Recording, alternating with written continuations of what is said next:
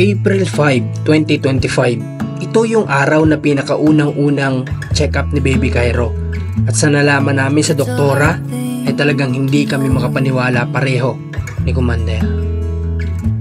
Taga. Ano po? Nagbaba na kayo? Nagbaba na kayo? Mag-exercise kami. Ha? Paano mag-exercise, baby? Paano? Ay, malagi pa yata sa Paano mag-exercise? 1, 2, 3, 4, 5, 6, 7, 8. Bakit? Alam ko lang hinahanap mo. Nadila. Dumidila ka. Alam kong gusto mo.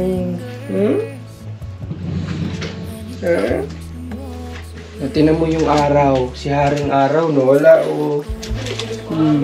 Sabay kami nagising, guys. Kasi nga, ano niya ngayon? May mission ngayon si Cairong kailangan gawin. So, Cairo, magbihis ka na. May lakad tayo ngayon. Magsha-shopping ka ngayon. Ay. Alin susuotin niya? Hindi ko alam kung anong susuotin niya dito. Anong kulay susuotin mo, anak? Green? Anong gusto mo kulay, anak? Anong color yung favorite mo? Color pink? Wow, panlalaki talaga. Wala na naman si Haring Araw, guys. Ay, naku. Mission kami kanina ng mga 7 para paarawan sana siya, pero wala. Tumatago. Araw-araw, umaga si Haring Araw. Kagaya ngayon, medyo parang uulan. Wala ka na, hindi ka na nakakapag-attendance na. Magkakape muna kami bago umalis. Kagabi, nagluto ako nito. Ito yung ulam namin kagabi. Ayan. Napakadami pa. Nagluto ako ng adobo kasi request ni Commander ay gusto daw niya ng adobo. Kaya yun, nagluto kami kagabi. Walang chicken. Wala. Matapos nga namin mag-almusal pare-pareho, ay nag-asikaso na rin kami. Dahil nga pare-pares kami excited kung ano nga ba ang kalalabasan ng unang check-up ni Baby Cairo. Okay, ready na po kami. At ayan, medyo masama lang yung panahon, ulan yata. Dala namin yung, ang tawag dyan? Strolley. Ayan, dala namin para in case na hindi laging buhat si baby. Ayan.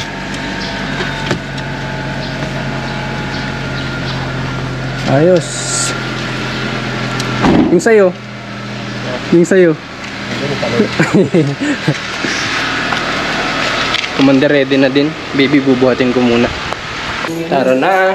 Let's G. Ganda na ng bag ko ngayon, oh. Dati, ang bag ko dati may ginagamit akong bag na yung binabash dati, yung LV.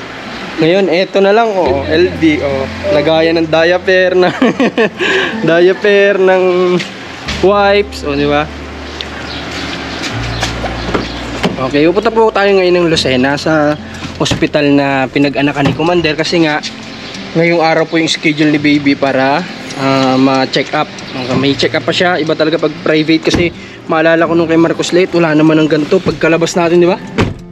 Wala na siyang check up, dire-diretso na yun. Ang pinakang na lang niya yung mga vaccine. Oo, yun. Pero yung check up na ganito, nababalik dun sa hospital kung saan nanganak, wala nang ganito. Pero ngayon, dito kay baby ay meron pa. Yan si baby, oh. Ay, ganda naman ang suot.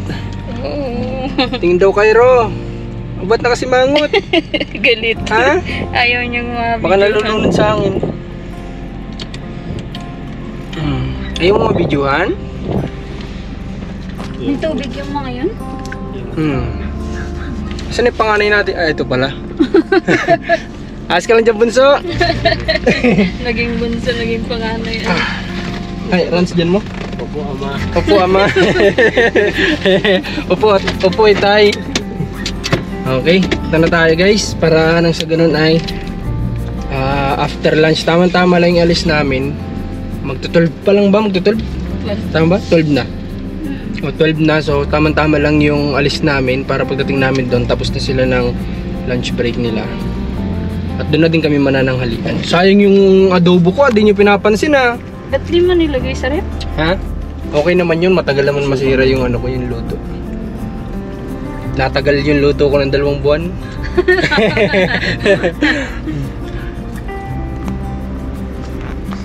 Pang 2 buwan yung adobo mo pala na yan. Pang 2 buwan yun. Oh, grabe, umuulan na naman. Yeah. Ilang araw ka lang din naman mas di ka na marunong mag-drive. Ang hirap pala pag hindi madalas nagdadrive. Hindi na marunong. Dinadrive ay yung ano, yung duyan yan. Ang dinadrive ko kasi ano, duyan. Tsaka yung washing. Yung washing, tsaka yung lutuan. Madami akong ngayong ano, task. Anong mahirap mag-isip ng ulam araw-araw? Mahirap mag-isip ng ulam pala araw-araw. Mga gawain ng babae, mag-isip pa lang ng ulam, mahirap na. Diba? Tapos magluluto ka pa. Pero yung luto nito, ano, laging ras. Hindi ko alam bakit nagmamadali lagi. Wala naman ano. Kaya nga matagal masira yung kasi matigas. Guys, after a minute, andito na po kami ngayon sa Lucena. Pero since 1 PM na hindi pa kami nanananghalian, kakain ulit tayo dito sa kinanan natin nung nakaraan sa Jojing's Biryani. Ayan, kakain ulit kami ng Arabic foods kasi dapat magsasanggip kami ngayon. Kaso nga lang, medyo mausok doon. So, si Baby hindi pwede. Kaya napag-isipan namin, nag-decide kami na dito na lang ulit tayo sa biryani. At baka sa susunod, pag nasa Bicol na tayo, hindi na naman natin matitikman ang paborito namin na ano ba yan? Arabic foods o Indian foods? Indian yan. Indian ano? Ang biryani ay Indian talaga. Ang original yata ano? Yun, kakain muna tayo sa loob. Pasok tayo. Medyo marami yatang customer ngayon. Yan, labas ni Rans yung ano? Trolley. Stroller.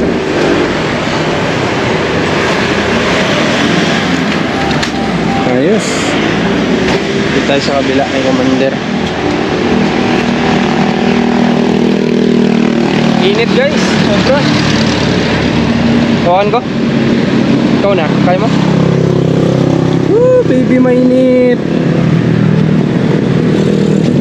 Pwede natin itong bag ni Commander.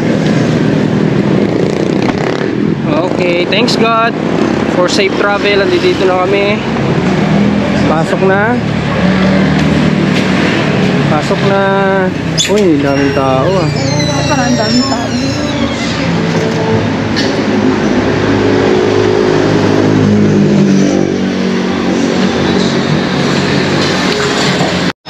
Alright, dito na ulit tayo. Madami mo palang kumain. Wala ito sila kuya, no? Wala sila, no? Wala yung may-ari na kausap namin nung last time.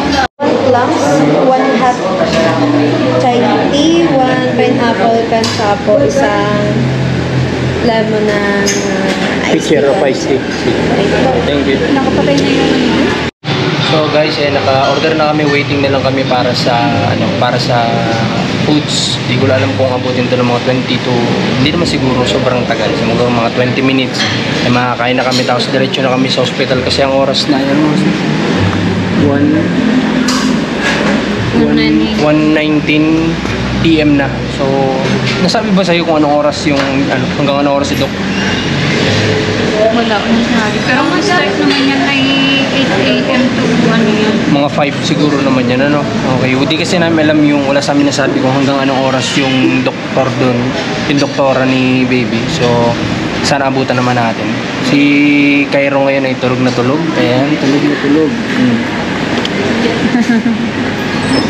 Layas. Layas, sabi nga ni Cairo, siguro, kung nakakapagsalita, wala namang nabago kasi ganito din naman ako nung nasa loob ng tiyan ako ni Mami. Layas din naman talagang araw-araw akong umaalog sa loob ng tiyan. So walang pinagbago, sabi ni Cairo. Ganun at ganun pa din. Tawagan natin si Marcos Liit. Marcos! Marcos! Hi! How are you, Nak? How are you, ha? Check up mo si Baby Cairo? Kung na-check up na si Baby Cairo? Oo. Hindi pa, mamaya. Pupunta na kami doon. Okay, how are you? Nak, how are you? Wala, mahirap tong kausap kapag ito ay naglalaro. Pag naglalaro ng cellphone niya, napakahirap talagang kausap.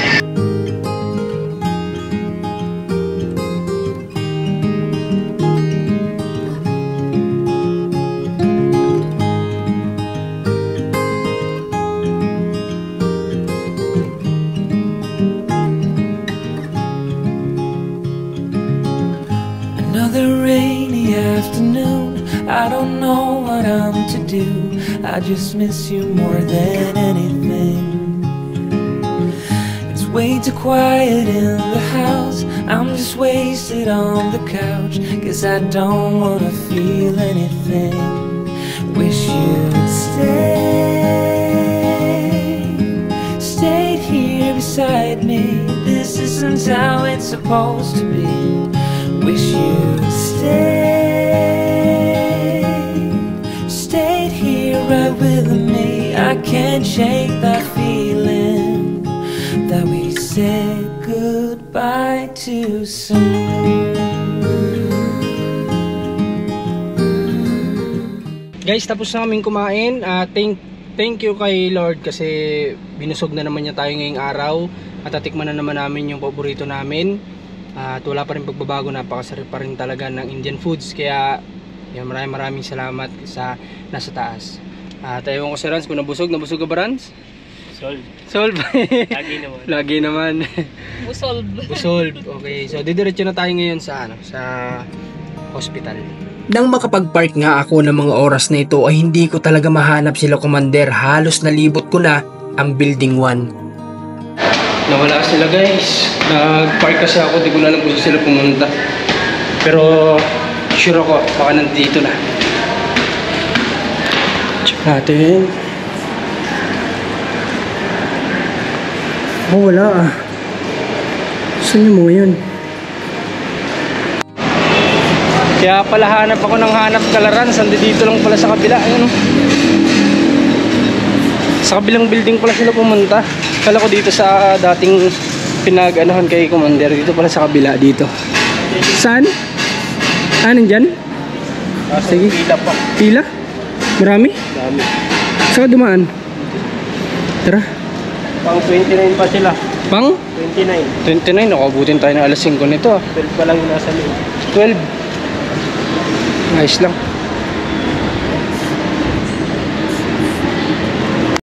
Ayun lang yung wala dito, guys. Nandito kami sa labas. Ang wala nga lang daw dito, biniran sa yung, alam niyo yung binibigay si Jollibee pag number mo na tumutunog.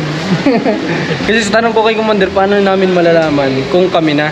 Number 29 si Cairo. Number 20. Kasi doon sa loob, guys, may nagpipintura. So, hindi pwede sa mga bata ko o mga bata doon. Dapat nga hindi nila sinasabay yung ganyan sa ano, di ba? Dapat na. Sa gantong ano, di ba? Kung gusto talaga nilang mag-renovate ng ganyan, mag-post sila na hindi mo na sila mag-accept dito sa kabilang building, ganyan, di ba? Para yung ibang pasyente, pupunta muna sa iba kasi kaysa naman magkakasakit, gumaling ka nga sa sakit mo, nagkaroon ka naman ng sakit sa baga, di ba? Kaya dapat hindi sinasabay sa ganito yung sa hospital yung pagre-renovate kapag ka gantong maraming pasyente na pumupunta. O like ito, tinan nyo. Like si nanay, pupunta yung dadaan yan doon. Eh doon ang dami-dami doong ano, ang amoy na amoy ang pintura doon. Ang pinupunto ko lang naman ng mga oras na ito ay kawawa din naman yung mga pasyente na dapat ay pahinga ang kailangan. Kagaya na lang nito, nagtitiis kami sa labas dahil amoy pintura nga sa loob. Mukhang matatagal lang kami, guys, kasi number 17 pa lang, 29 si Cairo. Humihingi na daw ng kapalit yung camera natin. Punta tayo doon sa 7-Eleven, guys. Bili tayo ng tubig kasi si Commander bawal ma-dehydrate. Bili tayo ng tubig. Ha? Oo, sa kabila. Karam ka ng ano? Wheelchair para mabilis. Hindi na tayo pwede. Sa loob. Full na. Full na. Tara. Nakakainip na, guys, pero habang nag-aantay kami, pakikitaan ko muna kayo ng magandang tanawin.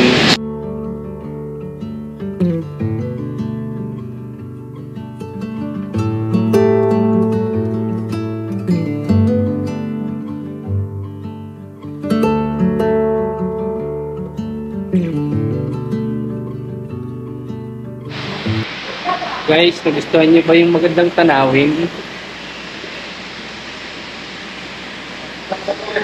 Ano naman po si Rans, guys. Kanina po ay ayos pa naman po ito si Rans. Medyo malakas pa naman.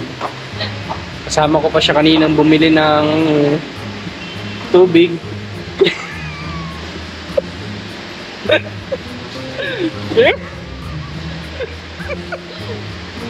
Malakas pa naman si Rans mo kanina. So lang, ayan, medyo matamlay. Kaya buti na lang po may doktor dito. Positive. Guys, i-announce ko na rin, nandito na rin lang naman. Buntis po si Rans. Si Tatay Dorong. Grabe, anong oras na? Anong oras pa kami dito? Ano na? Magka 5 PM na. So for sure abutin kami dito ng gabi, guys. Pero wala naman tayong choice kasi pala ay alis yung doktor. Kaya pinagsabay-sabay na yung mga patient niya ngayon. Kasi mag-weekend, so baka may lakad. Kaya pinagsabay-sabay na, kaya ang dami. Si Cairo. Halos ilang oras na din kami na nag-aantay nga dito sa labas at nakikita nyo, medyo umiiba na yung direksyon ng araw. Ngunit hindi pa rin talaga kami pwedeng pumasok sa loob dahil nga baka naman magkasakit ang baga ng aming anak.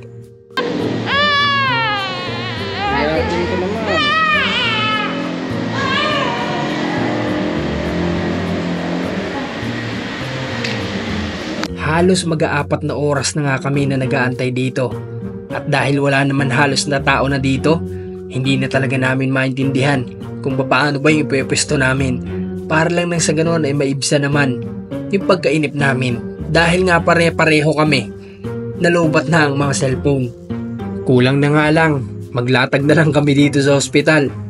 O kulang na lang din, ay maglaro na lang kami.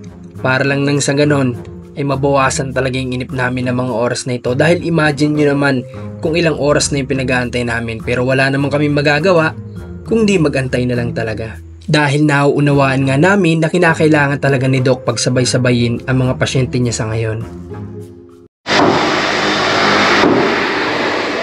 Cairo, nakikinig lang si Cairo, oh. Grabe, bait naman. Parang si Kuya Marcos lang. Grabe. Bait naman ni Cairo. Tangos pa ng ilong niya, no? Buti hindi nagmana sa daddy, ano? May gaganto ako kanina. Si Rans, nakaganda dun sa labas, nakaganto. Yung sa labas, tapos sabi niya, ano kaya yung feeling na dito ka na nakatara sa hospital? Tapos kakapi ka, nagtatawag ka doon sa mga ano, kape tayo niya, sa boxer shorts ka lang. Dentist na lang, malapit na tayo, ha? Malapit na tayo. Oh, kawawa naman. Naiingayan, may nagpapanday kasi. Tatakot ka na? Takot ka? Ha? Okay lang yan, malapit na tayo, no? Uwi na tayo, no? Ay, ano yun? Pumutot ka? Pumutot ka? Aba!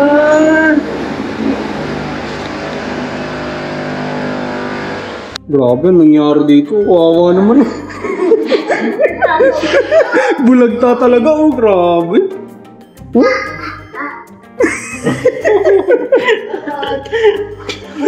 Yung tipong umupo ka lang ng ganun, eh bigla may tumakbong mga medic. Emergency na, emergency. Tapos yung emergency kinukuha ka na, tapos sabihin mo, bakit po? Nagpapahinga lang naman ako. Nag-uunat lang eh. Alay na. Grabe, kami na lang yata tao dito, guys. May dalawa pa yata. May dalawa pa doon, no? May dalawa pa, so kami yung pinakang huli talaga. Kasi nga, pumunta naman kami dito ay hindi naman tayo magtataka kasi pumunta naman tayo dito alas 2, di ba? Sila naman morning pa, tapos yung iba 12 PM. So kami naman kasi ay 2 PM, kaya hindi tayo magtataka kung panghuli tayo ngayong araw, di ba? Yan yun, linis na, oh. Wala na ibang tao. Dito sa kabila, wala na din. Tapos ganyang kaingay. Yung nagpapanday sa baba. Halos mag-aalas 7 na ng gabi nang makapasok kami dito. At ginawa na nga yung iba't ibang klase ng procedure para lang ma-check up si Baby Cairo. At alam nyo ba yung mga nalaman namin? Na si Baby Cairo pala sa lahat ng chinek up ngayong araw, siya lang yung nag-grow o umangat ang timbang. Karamihan nga daw dun sa iba niyang kasabayan ay mas nabawasan pa ang timbang. Kaya nga hanggang sa ngayon, bilib na bilib pa rin sila kay Cairo dahil nga napakagaling talaga nitong dumede sa kanyang ina. Kaya sigurado mabilis itong lalaki. Layo nyo? Taga-Camarines Norte kayo? Opo. So galing kayo ngayon doon? Nag-stay pa kayo dito? Nag-stay naman po at inantay namin yung check-up. Nakapag-check up na rin kayo sa OP? Hindi pa. Ay, hindi ko na-schedule. 9-7. Tapos siya kayo uuwi ng Camarines Norte. Baka 2 months pa dito. Katuman dito. Para makapahinga muna. CS ka nga ba? CS ka diba? Tapos likely. Ilan taon ba sinusunod dito? 5. 5. Tapos all boys. Opo, please. Ikaw na lang talagang prinsesa sa bahay. Napakarawan. Saan nagsistay dito po? Candelaria po. Candelaria? Sino taga Candelaria? Palaglag na po siya. Sige. Alcohol lang pang pinalilinis ko. Alcohol lang. Okay. Okay rin tayo naman. Kung malalaglag na siya anytime. Talingin muna ng iyong basta, very good. May lihi.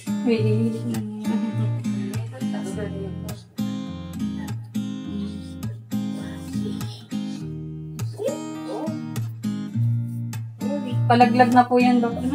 Separate na yan, ma. Just please, alcohol lang. Opo. Napaka-arawan nyo ba? Opo. Pero Kanina lang hindi, nagtago po yung araw. Nahiya. Nahiya ang sunlight. paglabas po namin ay Wala na. Pero kasi parang kailan na may ulan. Kahapon yata eh. Opo, Kaya siya din parang po kahapon medyo din. gloomy.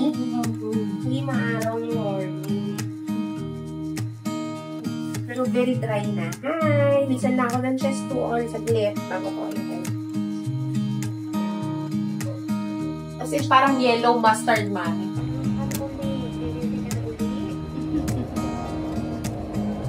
ilang beses na.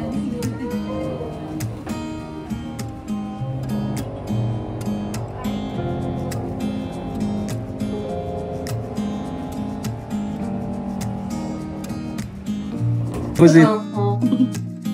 5-year-old na pala ang kuya mo. Uy, yun na naman. Naayos na ulit. Dede ka na ulit. Dede na naman yun. Si Daddy taga Bicol. Pero meron akong pasyente na Arsiga din. Sabi niya, rare nga daw yung apelido na Arsiga. Pero taga Tarlac sila. Ay, Yung Arsiga na surname. Yung sabi nila, taga Arsiga daw, yung Arsiga na surname nila ay from Tarlac daw. Ang hindi ba kayo taga-Cap? Kasi naalala ko kayo, hindi ba taga Camarines Norte? Ano ang pasyente taga Camarines Norte? Ay, hindi po daw. Baka malayong ka mag-anak daw. Okay, good job! tapos na. Inabot na kami ng alas 7 ng gabi, guys. Dito na kayo magantay, oh. Para, diretso na. Ganda naman ng narinig mo kay Doc. Di ba? So, napakaganda ng mga narinig namin kay Doc kasi nga daw ay malaki yung dinagdag kaagad na kilo ni Baby. Kumpara dun sa ibang ni-check up daw kanina na halos walang progress. Pero si Baby ang bilis talaga. Mas gumaan pa, baligtad. Okay, kunin na natin yung sasakyan, guys. Para makauwi na rin kami. Kasi alas 7 na talaga.